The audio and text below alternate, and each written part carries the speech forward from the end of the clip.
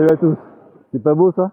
Excusez la coiffure, il y a un peu de vent, j'espère que le son sera bon. Là j'ai la One Air capteur de 1 pouce en place avec le micro Rode Wireless Go sur moi. Et aujourd'hui on parle de la One Air. Alors en 2020 il y a eu beaucoup de tests de caméras sur ma chaîne. Je me suis régalé avec toutes les caméras que j'ai pu tester. C'est vraiment aujourd'hui possible de faire de belles images avec la caméra qu'on a.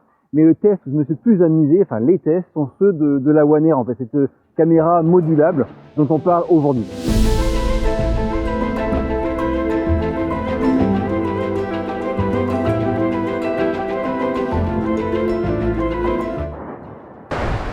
Le soleil se couche là, il fait bien sombre. Là j'ai la GoPro 9 ici qui me filme et ici j'ai la One Air capteur de 1 pouce. C'est vraiment dans ces conditions là que la One Air 1 pouce fait la différence.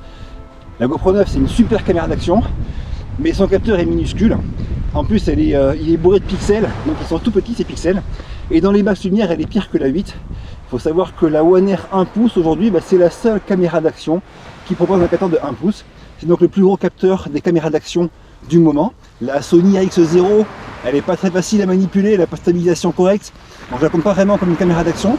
Mais en tout cas, aujourd'hui, oui, la meilleure image qu'on puisse avoir sur une caméra d'action sera celle de la One Air 1 pouce. Après, il est très cher ce module 1 pouce. Est-ce qu'il est pour tout le monde? Bien sûr, non, c'est à vous de voir selon vos besoins, votre budget.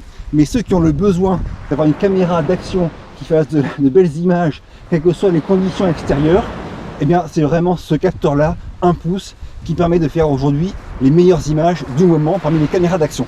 Et bien sûr, comme vous le savez, la One Air, sa grosse force, c'est la modularité. C'est une caméra où on peut faire à la fois de la 360 et des vidéos normales. Donc là, je vais passer maintenant sur le module 3.6 et vous montrer un petit best-of de ce que j'en ai fait depuis de nombreux mois et m'amuser un petit peu aussi de nuit ce soir dans Cannes. C'est vraiment aussi quelque chose qui, moi, m'amuse. Ceux qui sont passionnés par ça, les caméras font aussi bien, hein, la One X2 fait aussi bien, mais ceux qui aiment bien à la fois les caméras d'action normales et les caméras 3.6, eh bien c'est vraiment la force que leur propose cette One Air.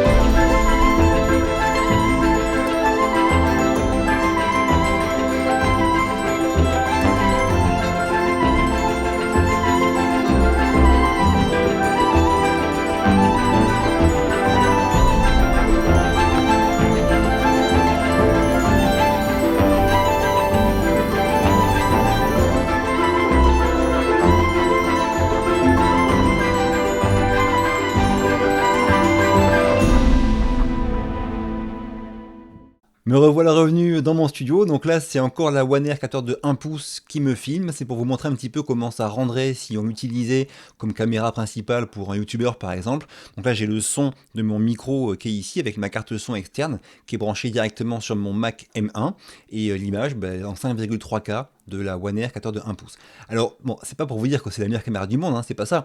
N'importe quel boîtier hybride ou plein format serait bien sûr largement au-dessus d'une One Air pour ces styles de conditions, mais c'est pour vous dire que c'est faisable, quoi. On peut tout à fait avoir la One Air 1 pouce comme caméra principale si on veut voyager, faire du sport ou se filmer en intérieur. Donc j'ai fait déjà plusieurs vidéos sur cette One Air et j'en referai aussi en janvier, j'en ferai 3 qui seront sur toutes les caméras en fait de cette marque là pour une prise en main pour débutants avec tout de A à Z, à la fois la caméra, l'application, les accessoires, le logiciel, bref, tout ce qu'il faut savoir pour bien prendre en main ce style de caméra 360. Le second point que je voulais vous dire, c'est que j'ai pas encore non plus tout testé en vidéo YouTube. Donc il y a plein de choses, par exemple ça là c'est le caisson étanche pour la One Air. Je l'ai pas encore testé dans une vidéo YouTube, je le ferai bientôt même si l'eau est froide, je mettrai la combinaison et puis j'irai à l'eau pour vous montrer comment on prend des images 3.6 sous-marines. Il y a aussi la batterie double qui est là, qui est vraiment très bien, qui permet d'avoir directement le support de fixation GoPro intégré, mais qui par contre ne rend, enfin n'est plus étanche quoi. Quand on met la batterie double sur la One Air, elle n'est plus étanche. L'autre chose, c'est la batterie verticale qui permet de la transformer en caméra, un peu comme une One X verticale là, et c'est celle-là qu'on a utilisée pour s'en servir dans le boîtier étanche.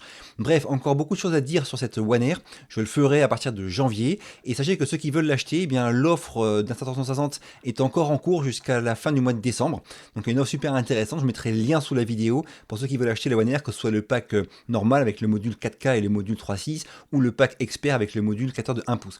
J'ai fini pour aujourd'hui. Si ça vous a plu, un petit pouce bleu, pensez à vous abonner, ça m'aide beaucoup. Je vous quitte, à très vite et d'ici là, bougez-vous purée. Bougez-vous.